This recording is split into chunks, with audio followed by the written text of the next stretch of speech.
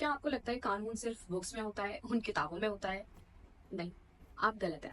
Because law का असली मतलब होता है जब कोई उस कानून को इन्फोर्स करता है, जैसे आपका एफआईआर, इन्वेस्टिगेशन और अरेस्ट, ये सारे आपके रियल एक्शंस हैं।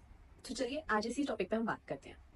So hi guys, I am your law वाली didi, my name is Cheshta and मैं जो है BLLB फाइनल ईयर में हूँ होपफुली अभी। तो यस, सो हम लोग आज बात करेंगे आखिर लॉ का इन्फोर्समेंट क्या होता कैसे है इन इंडिया। ठीक है, सो आज के हम इस वीडियो में बात करेंगे लॉ इन्फोर्समेंट का मतलब।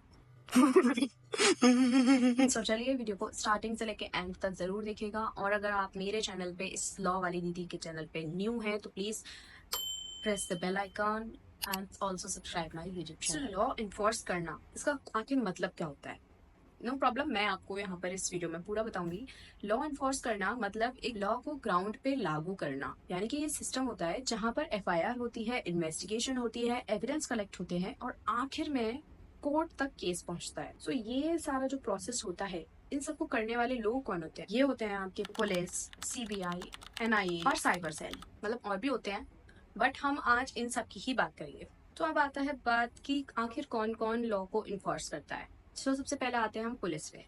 तो पुलिस से कॉमन फेस होता है लॉ इन्फोर्समेंट का। सबसे पहले FIR फाइल करनी होती है, फिर अरेस्ट करते हैं, फिर इन्वेस्टिगेशन करते हैं और उन सब के बाद पब्लिक ऑर्डर को मेंटेन करते हैं। सारा जो प्रोसीजर होता है ये आपका पहले होता था CRPC के अंडर और IPC के अंडर, बट अब जो अप्लाई होते हैं वो है आपके BNS, BNSS, BSA।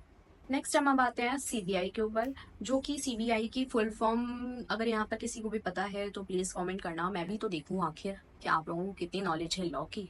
मुझे तो खैर पता ही है CBI की फुल फॉर्म। CBI बेसिकली जो हाई प्रोफाइल केसेस होता है, आपका मर्डर, फ्रॉड और करप्शन, इन सबको मोस्टली डील करती है CBI, जो कि हाई प्रोफाइल केसेस होते, you know what I mean, high profile case.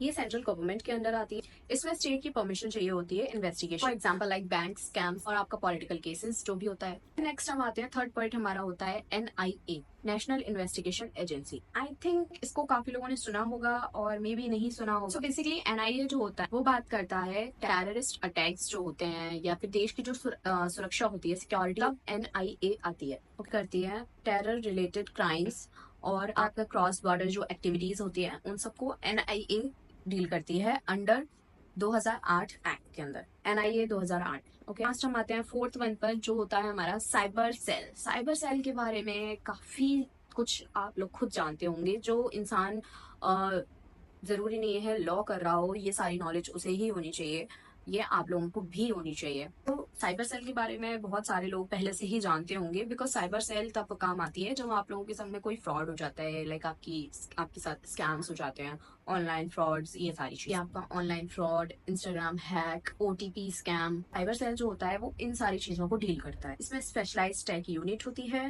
और ये IT एक्ट 2000 अंडर के अंदर काम करती है। और ये सारा कुछ जो प्रोसेस होता है वो पुलिस डिपार्टमेंट के अंडर होता है। तो आप लोग सोच रहे होंगे कि ये सारा जो कुछ भी प्रोसेस होता है उसके लिए आखिर कहाँ पर हमें बताया गया है ना? या फिर आप सोच रहे होंगे कि ये सारा कुछ कहीं तो मेंटेन होगा, किसी सेक्शंस में, किसी कहीं तो होगा।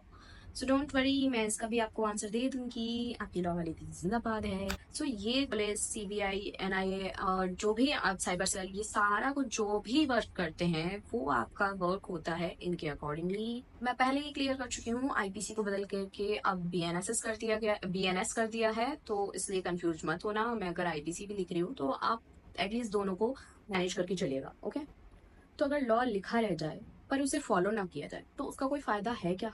आप ही बताइए। अगर लॉ बना हुआ है और उसे आप फॉलो नहीं कर रहे हैं तो उस लॉ का मतलब क्या?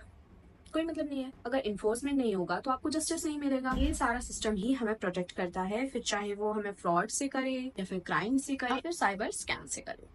So this is all about the law enforcement in India. I hope आप लोगों को मेरी वीडियो अच्छी लगी हो, और अगर वीडियो अच्छी नहीं लगी हो तब भी वीडियो को लाइक कर देना और कमेंट कर देना फॉर नेक्स्ट वीडियो कि मैं किस टॉपिक पे बनाऊं। अगर आप लोग थोड़ी हेल्प करेंगे तो आसानी हो जाएगी मेरे लिए, बाकी तो मैं फिर बनाती रहूंगी।